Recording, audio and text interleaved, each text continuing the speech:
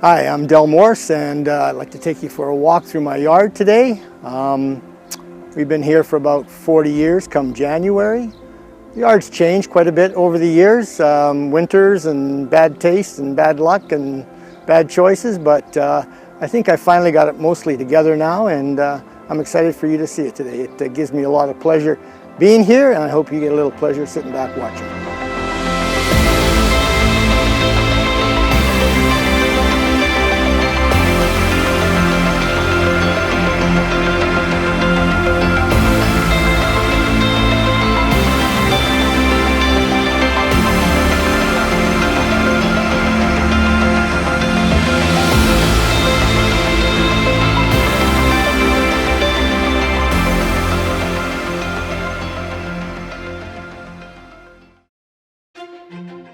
So here we go around the front of the house.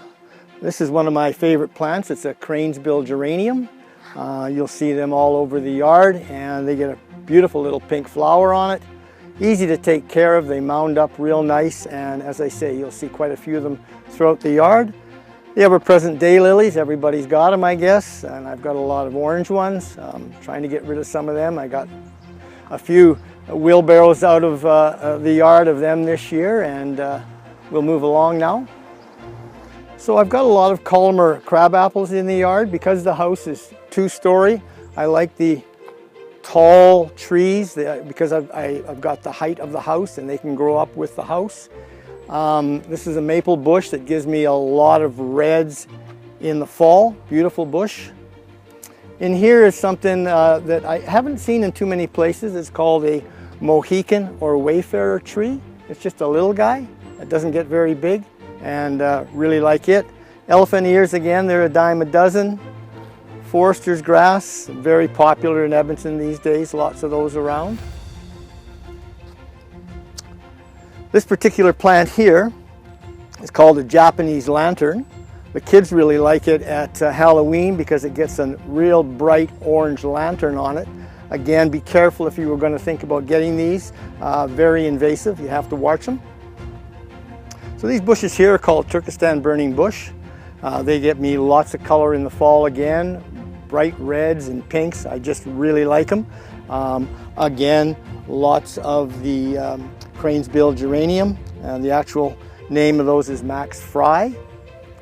Here are some taller columnar crab apples, and again, just beautiful in the spring. Flowers, unfortunately, only a short time. Some spireas. Again, the mound of the cranesbill. In here, daylilies, Stella d'Oro, very popular, very yellow. And again, my cranesbill geraniums. Weeping caraganas. I've got a few weeping trees in the yard. The kids call them upside down trees. And I guess when you're young, they do look upside down. So we're back at the front of the house now. And to my left here is the Dutchman's pipe vine, which is very, very healthy. I should get it going up more the house, but haven't got to it yet. The Brandon Cedar is doing its own thing, going up the house. Really love it. Very, very healthy. To my left here again, false Semspirea, and there's just a little bit left on this guy. They get totally white. The bees just absolutely love them. It's a great plant for that. Here's another one of my problems that I'm going to pull out. My wife gave this to me as a present, and I've been trying to get rid of it ever since. I think it's called Indian feathergrass or purple feathergrass or something. Prolific, and you can see these are all seeds, and I've been trying to get rid of it for about 20 years. Don't get it. So you saw the annuals at the front door. Here's some more annuals through here. My wife does a wonderful job on those. I'm very appreciative of her help with the annuals, and she lets me have free reign with the rest of the yard, so I think I'm getting the best of the bargain. The hedge you see here underneath the family room is actually dwarf Korean lilacs. Not getting too many lilacs anymore, but it's a very easy hedge to manage, one trim a year, and we really like it. More cranesbill geraniums, some Mugo pines that I try and keep at waist level. Don't want them getting too big. So here we're going around the side of the house now, and this is an alpine clematis that are all over the yard, and I try to keep them if I can. I really, really like them. Next door, golden Pfitzer, an old timer, probably one of the first things I put in the yard. More of my wife's annuals, which again, I'm just really proud of the way she takes care of those, and she's got a real interest and knack with them. Again, up on the porch, same alpine clematis, and you can see how I've let it grow. It just gives us total privacy up there if we want it. We don't often sit under the porch much anymore unless it's raining. We're normally in the backyard. Delphiniums. Delphiniums, I planted them one year and they died, and 5 years later I've got them all over the yard. So again, a self-seeder that I don't mind. This is a Snowbird Hawthorn, and I just like the way the limbs, there's so many limbs coming out. It's quite an airy tree. Doesn't take much work. I've got the alpine clematis growing up it as well, so you can't see the bottom third of the tree whatsoever, but I do get beautiful blue flowers from this clematis, which makes up for not seeing the bottom of the tree. Another flowering crab, lots of lamium that has gone nuts this year with the rain that we've had. To my left here, if we're still in the picture, you've got the Pyramidal Mountain Ash, and they'd be close to being one of my favorite trees just because they're so dense. They're such a dark green, and because of that dark green, like a regular mountain ash, when they get their berries, they are blood red. They just pop out at you.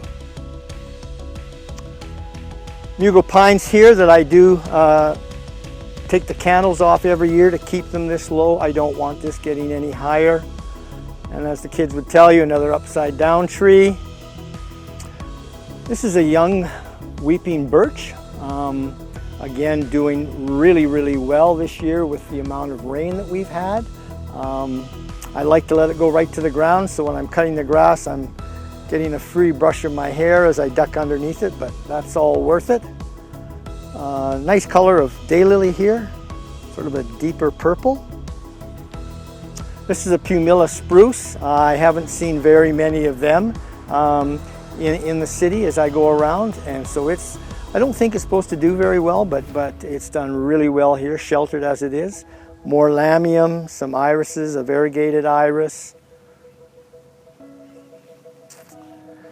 Forester's grass, it probably should get more sun, but I'm fine with the way it is. The dogwoods are blocking out the sun, the trees are blocking out the sun, but I'm okay with that. And then again, another one of my favorite trees is the bur oak.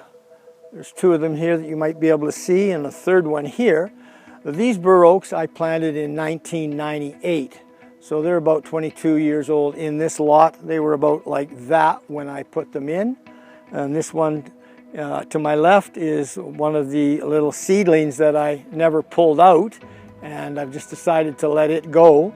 When I had bark mulch in here up until this spring, I'd get 50 or 60 little seedlings growing every year, pull them out and offer them to people, and of course people want a full-grown tree, they don't want seedlings.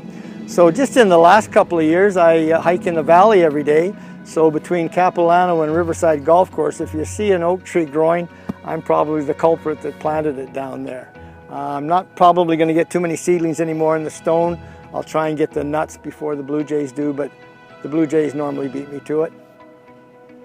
So we're coming around the side and the back of the house now. Behind me, some giant goat's beards, and again, just a great plant for bees. These are the beards, and they're usually just absolutely snow white, but they're getting past their prime now.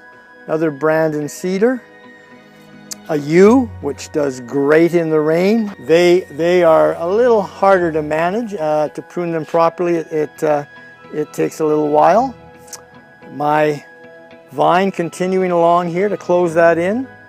My bride also gets into water gardening, and so she's got 3 different pots going here with water gardening. I really try and encourage her to do more of it. I just think it's great.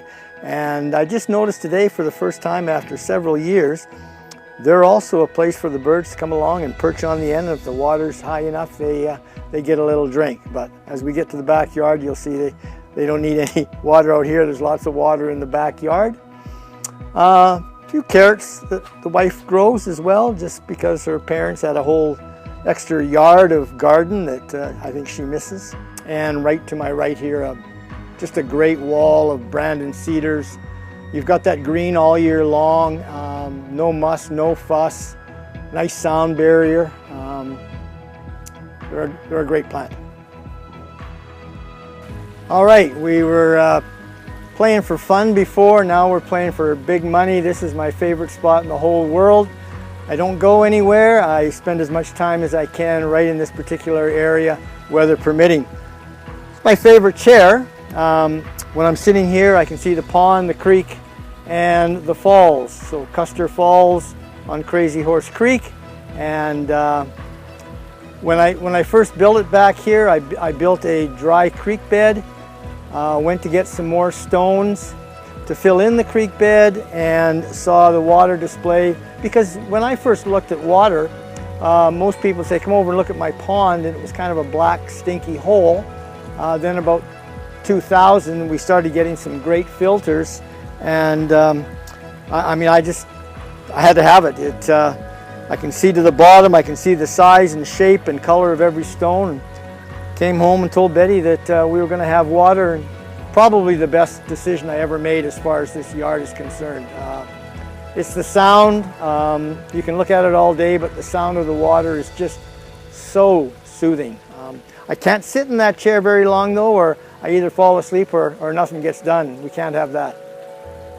So we're just about at the end of this little get together with you folks, and don't know if you can hear the wind chimes in the background, but they give me as much peace and contentment as the sound of the water.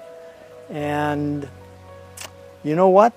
It's your turn now, so don't be afraid to get those hands dirty. Get out there and do some gardening. It's good for the body and it's good for the mind as well. Maybe we'll see you again sometime.